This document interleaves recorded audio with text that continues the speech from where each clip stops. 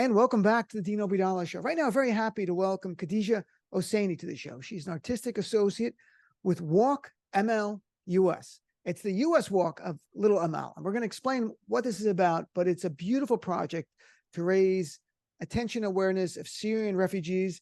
And Khadijat, I'm going to let you explain it, but welcome to the show. Thanks for being here. Thanks so much for having me. And you're coming to us from Boston now, where Little Amal is beginning her walk in the United States of America. So tell people, what is Little Amal? Little Amal is a beautiful, rolling, artistic project that raises awareness on the refugee crisis. And Amal represents the millions of people, especially children, that have been displaced for many reasons, whether it's war, violence, climate change. And she is on this journey to find some form of solace and be reconnected at some point with her family. The journey started in 2021 when she first walked from the border of Syria and Turkey all the way to Manchester.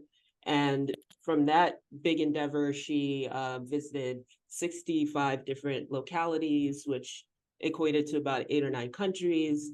And she interacted with so many different people and highlighted so many different stories.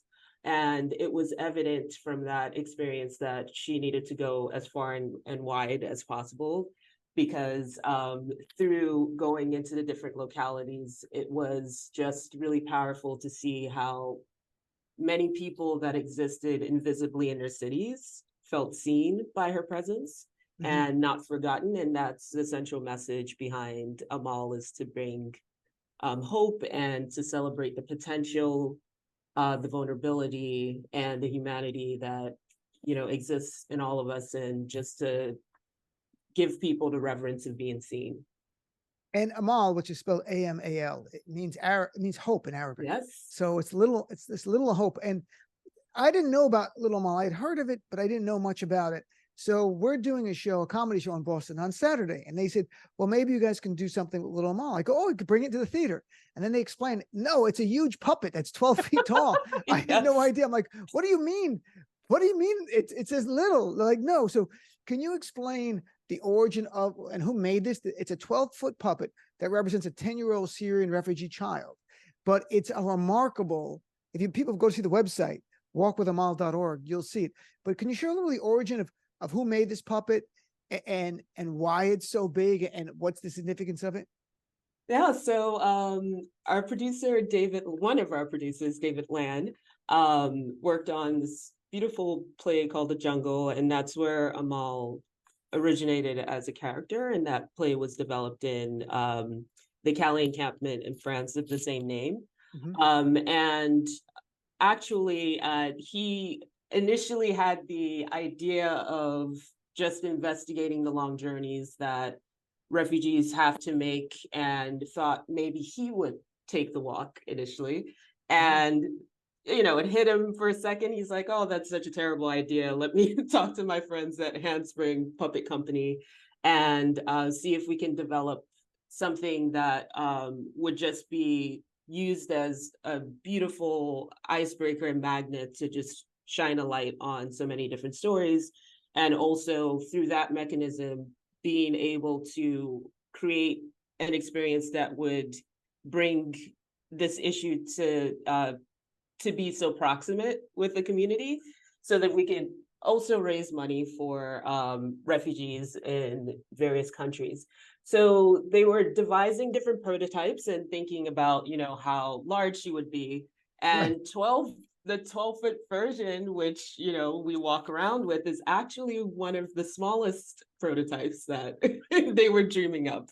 And the idea of that is, if we can aspire to expand our perspectives that largely, then we can obviously figure out how to create space for each other within our own communities. And often refugees that find themselves into new spaces and worlds often take positions where they're looked down upon. And this is a moment to, again, shift that perspective. And if you have to look up we can also aspire to think and dream bigger. So that's part of the mechanism of getting people to not only physically take that action, but figuratively it expands their hearts and minds with what they think is possible, essentially. That's a great explanation for it. And the company, Handspring Puppet Company, they made the puppets for the Warhorse. So people probably seen the movie or the play. It was a national big hit. They're there. How many people, because if people see this, we can't do it justice on radio. Like, I can do my best to paint the picture, but you have to see it. How many people does it take to operate Little Amal? Oh, that's a beautiful question. So there is one puppeteer inside her frame, Oh, and inside, that really? I didn't know that that. puppeteer is on Oh, stilts, and to operate her hands. And our director of puppetry, Enrico is like very close by, directing her movements and interactions, and she's so emotive. So when and you can hear I keep saying she, because when you're in the presence of Amal, she really does transform from being a puppet into this 10-year-old girl, just because of the incredible work from Handspring and our puppeteers with just breathing life into her story through just this amazing mechanism that they devised. I think it's great, and that the and I saw a point that was made on the website that half of the refugees are children and Yes. are school age children. When children see Little Amal, have you seen them interact, and what's this interaction like? Oh my gosh, it's like she's the second coming of Beyonce or something. It's amazing. No, kids just really, really feel connected to her. And that's also in making her so large. Oftentimes children's perspectives are not highlighted as much as are, and oftentimes as adults we want to protect and shelter, but children are very aware, and there's a lot that we can learn from them, and just understanding and tapping back into our curiosity and imagination. Like, it's children inherently understand them all before they learn about her backstory, and when they do, and this is an important point to highlight also, another part of our team is community and social impact and their educational packets that are sent to as many public schools or schools in general, because some cities don't have our public school systems like they do in say New York, where I'm from. But the children are given guides so that they have an entry into these conversations, talking about immigration, migration for many different reasons. And I've witnessed many children explaining to adults what this all means. So they really, really react to her in a very honest and vulnerable way, which is always really amazing to see. And for Little Amal, traveled 15 countries, but now in the United States of America, and kicking off a tour that's going to go from September 7th, which is tomorrow, to November 5th throughout the country. So why the United States, and why now? Why the United States? I mean, there's so Why not many before? reasons. No, I Well, so she had a little taste of the US last fall when okay. she came to New York and visited all 5 boroughs. And that was over the span of 17 days, and there were 50 events. And that was a great microcosm of what it might feel like to go across the country. And on this journey, we are going from Boston to San Diego. We're visiting 37 cities. There are going to be over 100 events. And this tour is not only uncovering, I guess, different points in the American story and what means the American dream means, but also how the US is grappling with our southern border and our neighbors, and how we welcome newcomers into our space also trickles internationally. And it's an interesting way to visit different localities, both urban cities and rural communities, just to give everyone this point of entry. This is a 10-year-old girl coming into your space.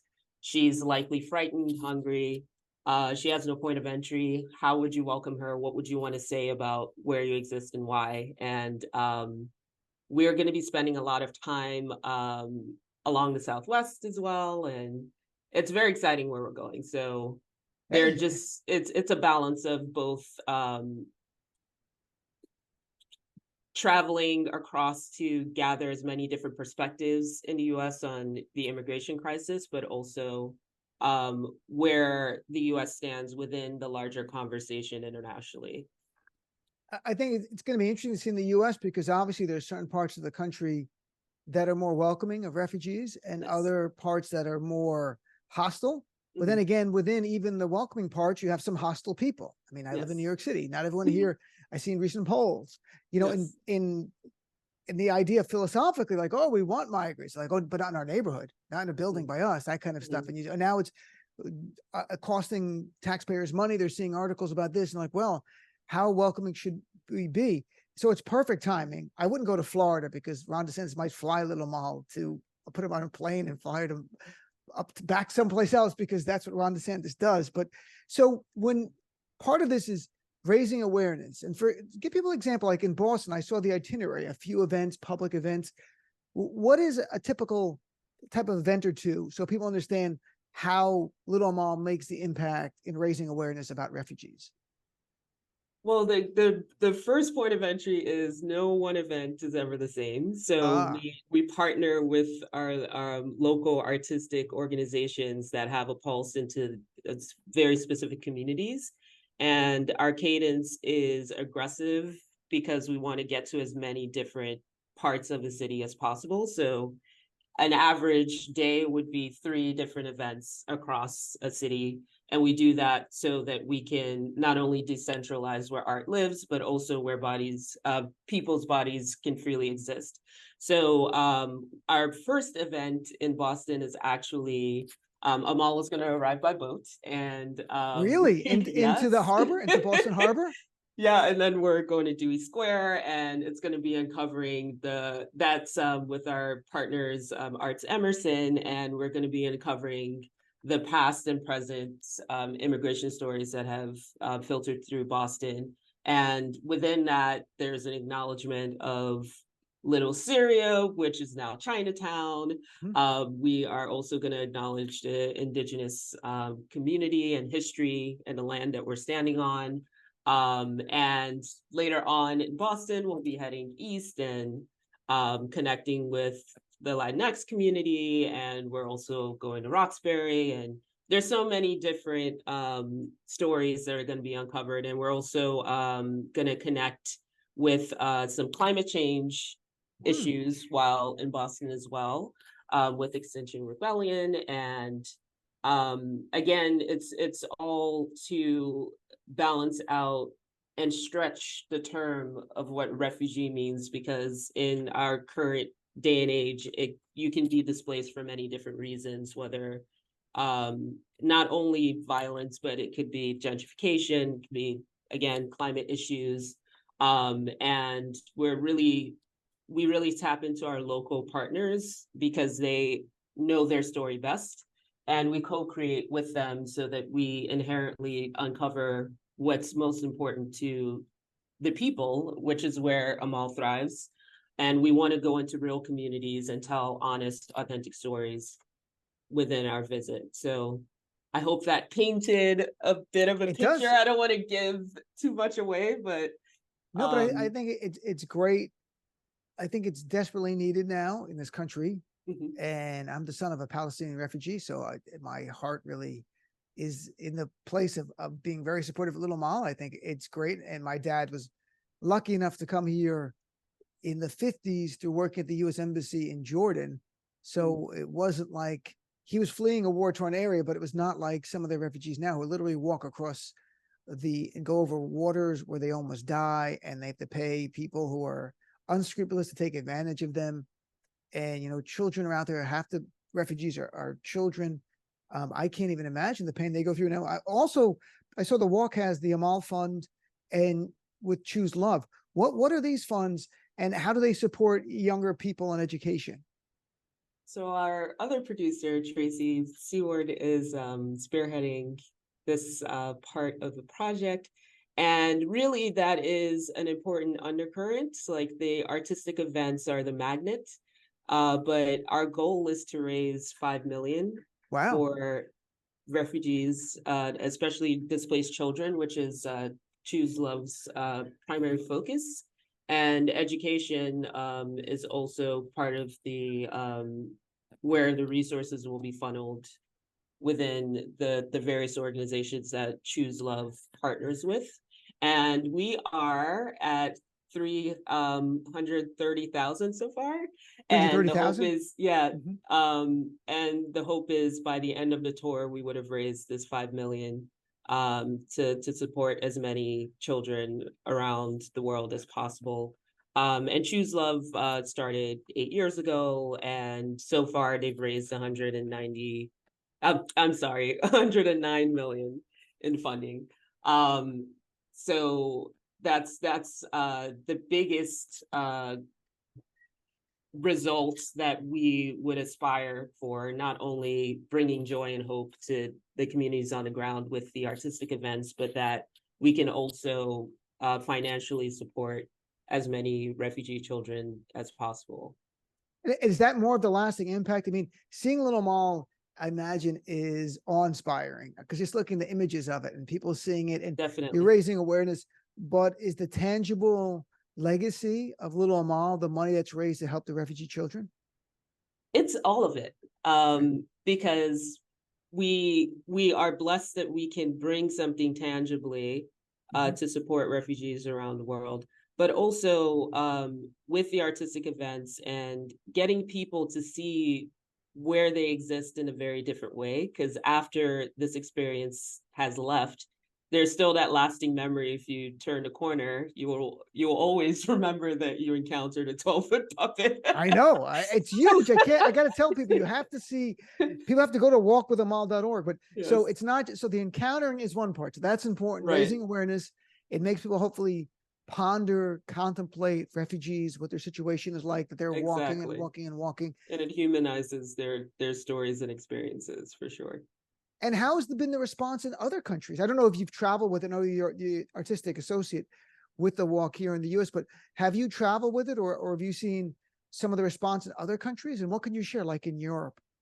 I haven't personally traveled outside of the US since I joined the team in New York, but I've heard so many incredible stories. And the mechanism it worked similarly, where Amal is not only a great icebreaker for starting these conversations, Right. but also for connecting people on the ground. So um, oftentimes there are community organizations and NGOs that are doing the work on the ground, and they're the artistic organizations that are imagining what is possible to move forward. And then you have, your government and civic leaders that, are involved in their communities, but it's very rare.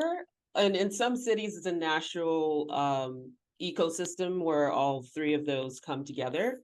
But Amal just brings all these conversations into one space. And we found that after we've left, these relationships that sometimes there wasn't a point of entry that made direct sense to connect.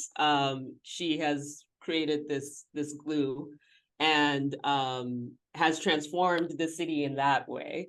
And then on top of, again, Choose Love's and Amal Fund's involvement, that's another layer that's added on top of the impact. And it worked so brilliantly in Europe, and I could say the same in New York. Mm-hmm. So we just hope that the ripple effect continues as far and as wide as we go. And the team also this year went to Toronto and Norway. So you never know where Amal will end up. You never know where a 12-foot puppet of a Yes. 10-year-old Syrian refugees is end up. And you talk about Little Amal in such human terms. Like, you don't talk about it as a puppet. You talk about she engaged with people and she had these conversations with people. Like you mentioned, also you only got involved in New York. What got you involved? You're the artistic associate here of this program. What attracted you to get involved with Little Amal? I just loved the idea of, again, turning people off their center and on what's possible. And there's just such a sense of dignity that Amal shines with people that, again, are living invincibly in their cities. Because one of the most beautiful parts of watching her, from my personal experience, is the eye contact that she makes. And I've seen adults move to tears Wow. because they had that direct moment of being seen and reflected. And I hope that that happens with their own neighbors after that. But that's one of the really, really gorgeous things about Amal, is she's just, being in her presence is so magical. It's really hard for, as much as I've been working on telling people about the project and co-designing, there's such an emotive um experience that is hard to encapsulate in any words until you're standing in her presence. But she's a large muscle of empathy that really resonates in quite a special way that only art can achieve. And that's why we choose to use the mechanism of art, because you're essentially just presenting a curiosity and a possibility, and people can form their own conclusions after they've taken a moment to sit in each other's shoes. Mhm. But we don't dabble in directing people in how to think and feel, but we create the space for them to be comfortable bringing their full selves to the table. And I think that that's really what Amal does in a very unique way. That's very powerfully put in a way, because I think about all the years I still do stand up comedy, but I used to do it full time and talk Mm-hmm. about being Arab and Muslim. And Mm-hmm. people would say, like, well, can you change people's minds? I'm like, I don't know, but if they're laughing, I feel like I'm reaching them. That's all I can know, Yes. And so you're doing this, and maybe little by little, it changes some people's minds or exposes them or challenges them slightly in a Mm-hmm. way. And that's what art does. So, in some way, Little Amal, I guess, will challenge others, and others, and moves them, and humanizes the experience of a child refugee who's walking simply because they want to be able to dream of a better life in parts of Mm-hmm. the world where it's too cruel to dream, where you can't Mm-hmm. even dream, you don't even know if you're going to eat. And the refugee crisis in Syria itself is not over, but this is not just about Syrian refugees, it's about refugees overall. So the American tour, the US tour, goes September 7th to November 5th. At the end of it, what would be, if you look back as the assistant artistic associate here, look back to say, well, this was a success, this achieved what we wanted, or maybe even exceeded our goals? That is a very powerful question, and I'm sure it will change at every iteration of the tour. But the biggest hope is that, again, people can see that, how they exist in time and space is art, and there is a way to not only examine what your role is in bringing more kindness and drawing more awareness to other people's stories that are outside of yours, but also how are you contributing to any problems that are in your area? Because oftentimes we always want to think about one side or the other, but what when our artistic partners are posed with the balance of, like, how would you welcome her, it's an entry point to think about all the different ways that their communities have and haven't been so kind to people that aren't in their normal frame of mind or thinking. And through the experiences, because when you really see Amal's thoughts in motion, that's when the powerful stories really unlock and the emotions come out. And in order to get there, she always has to overcome some sort of struggle. So it gets people to just sort of sit in the reality an honest moment, essentially. So we hope that, you know, vulnerability will be celebrated, Mhm. and that you may not always have the same opinions, but you can figure out a way to sit across from each other and try and understand each other's perspectives.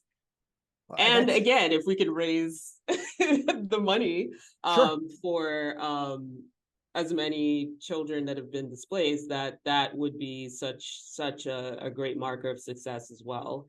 Um, and I would love to share that link whenever you're ready. No, And that's what I'm going to ask you also right now. So if for people want to make a donation, or if they want to see Little Amal on her tour of the United States of America, September 7th through November 5th, kicking off in Boston tomorrow and going through the weekend there. And I know Maysoon Zayed, who's the co-creator of the festival with me in New yes, York, because we're doing a show in Boston on Saturday. She's going to be up there with Little Amal. And Maysoon's about 11 feet high. So she could almost see eye to eye. She almost see eye to eye I with, would say taller.